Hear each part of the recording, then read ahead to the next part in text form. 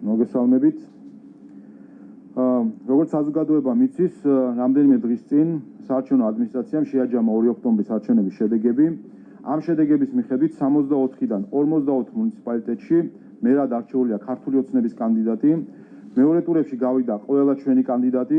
ქვეყნის მასშტაბით მოიპოვეთ საკრებულოს მანდატების 65% და გავიმარჯვეთ ოპოზიციის მიერ გამოცხადებულ ხალხის დობის ეგრეთ წოდებულ რეფერენდუმში. საერთაშორისო დამკვირვებლებმა არჩევნების დღე ხმის მიცემის და დათვლის პროცესი შეაფასეს როგორც კარგად ორგანიზებული და ამაში ცესკოს როლი განსაკუთრებით აღნიშნეს. დღეს გვინდა წინა არჩევნებთან შედარების ჭრილში წარმოგიდგინოთ 2021 წლის ადგილობრივი თვითმმართველობის არჩევნების ზოგიერთი სტატისტიკური მონაცემი. პირველ რიგში თქვენ ხედავთ არჩევნების პირველადი შედეგის გამოცხადების დროს თქვენ გახსოვთ 2020 წლის საპარლამენტო არჩევნების შემდეგ თუ რამხელა აჟიოტაჟი მოყვა იმას, რომ თითქოს გამოცხადება იყო დაგვიანებული. ჩვენ მაშინაც ვაცხადებდით, რომ თუ გახსოვთ მაშინ 7 საათი დასჭირდა ცესკოს, რომ გამოეცხადებინა პირველადი შედეგები და ეს ჯდებოდა საერთო სტატისტიკაში. წელს სხვათა შორის არჩევნების შედეგების გამოცხადებას დასჭირდა 11 საათი, ამას თავისი ობიექტური მიზეზიც ჰქონდა. თუმცა წელს ნახეთ, რომ რაიმე აჟიოტაჟი ამასთან დაკავშირებით არ ყოფილა და კიდევ ერთხელ წარმოგიდგენთ სტატისტიკას სხვა წლებთან შედარებით და ხედავთ, რომ ეს არის ზოგადი ტრენდი, რომ ჭირდება საშუალოდ 7-8 საათი ცესკოს იმისთვის, რომ პირველადი შედეგები გამოაცხადოს. შემდეგ ცხრილზე თქვენ ხედავთ ეგრეთ წოდებულ ბათილი ბიულეტენების საკითხს. გახსოვთ, ესეც იყო 2020 წელს ერთ-ერთი მთავარი არგუმენტი, რომელსაც იყენებდა ოპოზიცია, რომ ემტკიცებინა თითქოს არჩევნები გაყავდა, რომ თითქოს იყო ბათილი ბიულეტენები ზედმეტად ჭარბი რაოდენობით. ჩვენ მაშინაც ვამბობდით და ხედავთ აქ 2020 წლის სტატისტიკას, 3.4% იყო ბათილი ბიულეტენებისა ბიულეტენების საერთო რაოდენობიდან. წელსაც ნახეთ, რომ 3.3%-ია და კიდევ ერთხელ წინა წლების ჭრილში თუ შევხედავთ და შევადარებთ ამ ყველაფერს, ნახავთ, რომ ბათილი ბიულეტენების კუთხითაც არც შარშან ყოფილა რაიმე ანომალიური მოვლენა და მით უმეტეს არც წელს. შემდეგი საკითხი შეეხება ბიულეტენების ნაკლებობას, ეს დისბალანსის ერთ-ერთი თემა არის.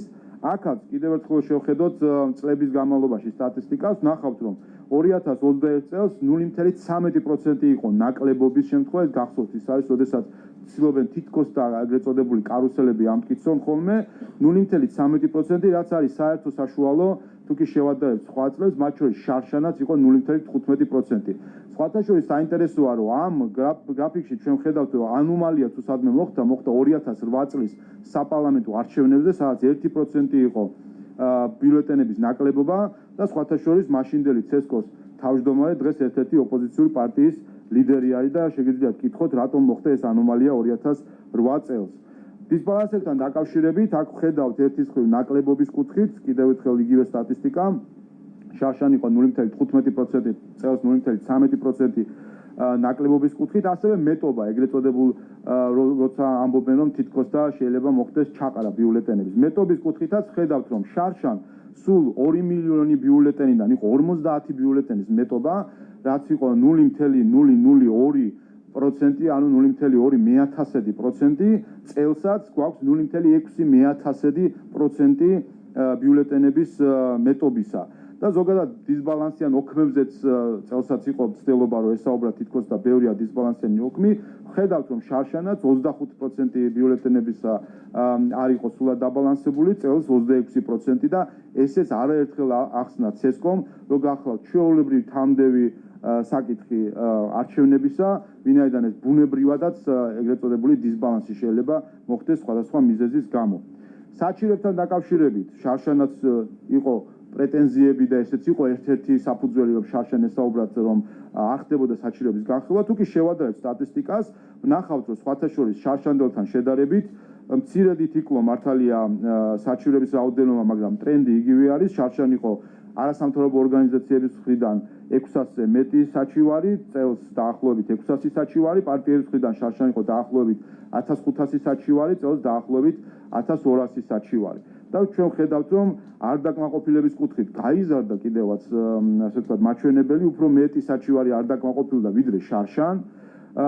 თუმცა დაიკლო განუხილველად დატოვებულმა საჩივრებმა, ეს გახლავთ სავარაუდოდ იმის მიზეზი, რომ პარტიები და არასამთავრობო ორგანიზაციებმა გაითვალისწინეს ის ხარვეზები, რაც მათ საჩივრებს ჰქონდათ და სწორედ შეადგინეს და სწორედ პირებმა შეადგინეს ეს და გარდა ამისა ამაში როლი შეასრულა ელექტრონული გასაჩივრების შესაძლებლობა, რამაც ეს ის რომ ეგრეთ წოდებული არაუფლებამოსილი პირები შეიტანდნენ საჩივრებს, ესეც დაიყვანა მინიმუმამდე. და უბნის გადათვალასთან დაკავშირებით აქ გვაქვს მატება, თუ კი შარშან 2.5% დააკმაყოფილა საჩივრების უბნის გადათვალაზე, ადმინისტრაციამ წელს ეს არის 17.5%, რაც არის იმისი გამოვლინება, რადგან ჩვენ საუბრობდით, რომ როცა გვაქვს უბნების ავტომატური გადათვლა, ეს ავტომატურად გამოიწვევდა იმ შედეგს, რომ ზოგადად ადმინისტრაცია უფრო ლიბერალური იქნებოდა გადათვლების კუთხით და ბევრს გადაითვლიდა ვიდრე ეს 10%. სხვათა შორის ამ გადათვლებმაც და ეს იყო მთავარი მექანიზმი, რომელიც ჩვენი ინიციატივით ჩაიდო საარჩევნო რეფორმის პროცესში და ჩვენ მაშინვე ვაცხადებით, რომ ეს იქნება მთავარი ინსტრუმენტი, რომ ყველანაირი სპეკულაცია არჩევნების გაყალბებაზე დასრულდეს. ითით რომ 10% შემთხვევითი შერჩევის წესით გადაითვალა, ამას დაამატა ადმინისტრაციამ დამატებით კიდე 12% და ჯამში საქართველოს მასშტაბით 3753 უბრიდან 811 უბანი გადაითვალეს, თბილისში 767 უბრიდან 156 უბანი, რაც საქართველოს მასშტაბით წარმოადგენს 22% უბნებისა, თბილისის მასშტაბით 19% უბნებისა. და ამ გადათვლამ აჩვენა, რომ პარტიებთან მიმართებაში საშუალო სხვაობა იყო 0.9%, ანუ აბსოლუტურად არანაირი გავლენა არ მოუხდენია რაიმენაირად შედეგზე და კიდევ ერთხელ 20%, 22%-ის გადასვლა სტატისტიკურად იმდენად მაღალი რიცხვია და იმდენად რეპრეზენტატული არის, რომ რაიმე სპეკულაციის საშუალებასაც კი არ ტოვებს არჩევნების შედეგებთან დაკავშირებით და სხვათა შორის გადათვლებს რაც შეეხება არასამთავრობო ორგანიზაციების მხრიდან წარმოდგენილი საჩივრებს, რაც ისინი ითხოვდნენ გადათვლებს, ჩვენ ეს სტატისტიკა შევისწავლეთ და ვნახეთ, რომ მაგალითად სამართლიანი არჩევნები ითხოვდა 131 უბნის გადათვლას, აქედან 82 უბანი ან საჩივრის დაკმაყოფილებით, ან საკუთარი ინიციატივით ადმინისტრაციამ გადაითვალა, რაც წარმოადგენს 63%-ს მოთხოვნილი უბნებისა. ახალგაზრდა იურისტთა ასოციაციის 255 მოთხოვნილი უბნიდან 127 გადაითვალეს, რაც წარმოადგენს 50%-ს უბნებისა და საერთაშორისო გამჭვირვალობის მიერ მოთხოვნილი 14 უბნიდან 8 უბანი იქნა გადათვლილი, რაც წარმოადგენს 57%-ს უბნებისა. და ესეც გვაჩვენებს ჩვენ საბოლოო ჯამში, თუ რამდენად გახსნილი იყო საარჩევნო ადმინისტრაცია. ეს მონაცემები კიდევ ერთხელ ადასტურებს, თუ რამდენად ყალბი იყო ოპოზიციის მიერ 2020 წლის საპარლამენტო არჩევნების შემდეგ აგორებული ეგრეთ წოდებული გაყალბებული არჩევნების კამპანია პარლამენტის 6 თვიანი საბოტაჟის პირობებში, რომელიც ფასილიტაციის და მედიაციის ფონზე მიდიოდა, ისინი რიცხვების манипуლირებით და დასკვნების ფაბრიკაციით პირდაპირ ატყუებდნენ როგორც ქართულ საზოგადოებას, ისე ჩვენს უცხოელ პარტნიორებს. ჩვენ ნახეთ, რომ წელსაც იყო იგივე მცდელობა, წელსაც ვიხილეთ ოპოზიცია, რომელიც აფრიალებდა ეგრეთ წოდებულ გაყალბებულ ბიულეტენებს და ოქმებს, ქვეყნის მტრად და თავდასხმის ობიექტად აცხადებდა საარჩევნო ადმინისტრაციის წარმომადგენლებს, მაგრამ წელს საარჩევნო სტატისტიკით манипуლაციის მათი მცდელობა თავიდანვე ჩაიშალა. გადამწყვეტი როლი ამაში საარჩევნო რეფორმისა ჩვენი ინიციატივით ჩადებული უბნების 10%-ის გადათვის მექანიზმი შეასრულა, რაც სტატისტიკურად იმდენად დიდი და რეპრეზენტატული ოდენობაა, რომ ყოველგვარ სპეკულაციას წერტილი დაუსვა. ასევე განსაკუთრებით აღსანიშნავია ცესკოს აქტიური საკომუნიკაციო სტრატეგიის ფარგლებში ოპოზიციის ნებისმიერი დეზინფორმაციაზე ტყისიერი რეაგირება. 2 ოქტომბრის არჩევნებამდე ჩვენ ვაცხადებით, რომ ოპოზიცია არა 2 ოქტომბრის არჩევნებისთვის, არამედ 3 ოქტომბრისთვის და არეულობისთვის ემზადებოდა. ეს ჩვენი ვარაუდი გამართდა, ჩვენ ვნახეთ, თუ რა იყო ოპოზიციის რეალური გეგმა და ამ გეგმას ერქვა მიხეილ სააკაშვილის ჩამოსვლა და მისი თაოსნობით ქვეყანაში დაპირისპირების და არეულობის მოწყობა. თუმცა შესაბამისი სამსახურების მიერ მიხეილ სააკაშვილის დაკლევებამ ეს გეგმა ჩაშალა. დღესაც თუ კი მათ კამპანიას მოვაცილებთ სრულად პოპულისტურ სათხოვარებს, რომლებსაც არჩევნებამდე ერთი კვირით ადრე ყალბი გაერთიანებების დაანონსებით და ყალბი დაპირებების სახით გასცემენ, დავინახავთ, რომ მათი მთავარი გეგმა კვლავ მიხეილ სააკაშვილს უკავშირდება. დღესაც მათი გეგმა არის არა 30 ოქტომბრის მეორე ტურების მზადება, არამედ მიხეილ სააკაშვილის ფიზიკური მდგომარეობით სპეკულირება. ამიტომ მოსალოდნელია, რომ არჩევნებამდე დარჩენილი დღეების განმავლობაში და ასევე არჩევნების დღეს მაქსიმალურად ეცდებიან ამ თემით საზოგადოების დაზაფრას და სხვადასხვა სახის პროვოკაციების მოწყობას. თუმცა, ისევე როგორც 2 ოქტომბერს, ამჯერზეც ჩვენ ქართულ ხალხთან ერთად მათ ამ გეგმის განხორციელების შესაძლებლობას არ მიცემთ. ქართულ ხალხს არ უნდა ქაოსი, რადიკალური პოლიტიკური დღისწესრიგი და წარსულში დაბრუნება, არამედ მშვიდობიანი, პროგრესზე ორიენტირებული და ეროვნულ ღირებულებებზე დაფუძნებული განვითარება.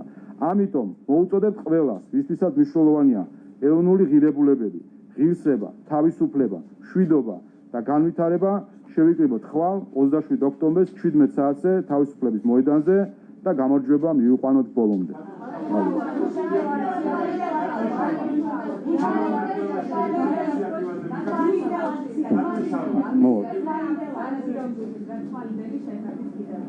დაგიცხადეთ? ეს გახლავთ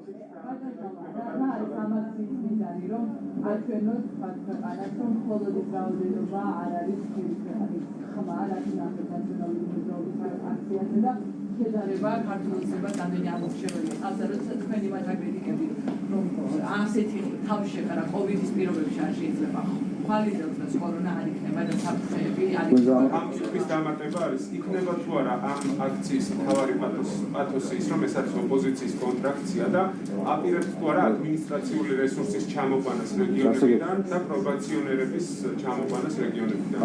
რაც შეეხება ხვალინელ აქციას და ეს მოვისმინეთ ჩვენ თქვენ სიტყვა კონტრაქცია ახსენეთ კიდევაც ეს არის სამარცხვინო თუ როგორც ხდება აქციის სხვა პოლიტიკური ორგანიზაციის მიერ მოწყობილი აქციის ასე თქვათ ცდელობა რომ მოხდეს მისი დამცრობა. კიდევ ერთხელ აი ეს არის სწორედ ბოლშევიკური მიდგომა ნაციონალური მოძრაობის მხოლოდ მათი აქცია არის მათი არის აქცია მხოლოდ მათი ამომრჩეველი არის ამომრჩეველი მხოლოდ მათი პატიმარი არის პატიმარი და ასე შემდეგ მხოლოდ ისინი ვის მათთან არიან ადამიანები აქვთ ღირსება და უფლება გამოხატონ საკუთარი აზრი. ხვალინელი შეკრება ეს გახლავთ საარჩევნო შეკრება რომელიც არის ჩვეულებრივი ინსტრუმენტი იმისთვის რომ მოხდეს კიდევ ერთხელ მობილიზება ჩვენი ამომრჩევლების განწყობის აწევა იმისთვის რომ უსმენთ ჩალო პაპუაშვილს რომლის ბრიფინგის თემაც იყო 2 ოქტომბრის არჩევნების შედეგები და ასევე პაპუაშვილმა წარადგინა